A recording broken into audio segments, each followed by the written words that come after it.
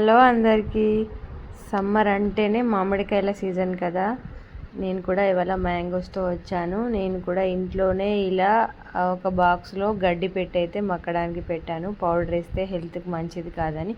ఇలా పెడితేనేమో అస్సలు పండట్లేదు, కొన్నేమో పండాయి. ఫ్రిడ్జ్లో పెట్టుకున్నాము.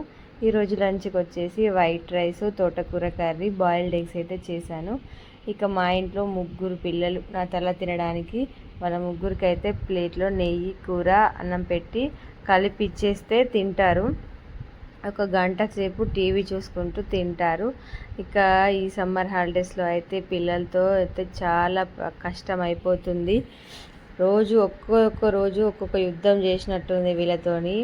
డే గడవడానికి ఎంత కష్టం అవుతుందో. తినేసారు, తిన్నాక చూడండి ఎట్లా ఫైటింగ్ చేసుకుంటున్నారో. అమ్మో, స్కూల్స్ ఇంకెప్పుడు ఓపెన్ అవుతాయో అనిపిస్తుంది. ఇంకా 1 మంత్ కావాలి. అప్పటిదాకా వీళ్ళల్లా ఇట్లనే భరించాలి. మా ముగ్గురు పిల్లలైతే ఎప్పుడు ఫైటింగ్, ఎప్పుడు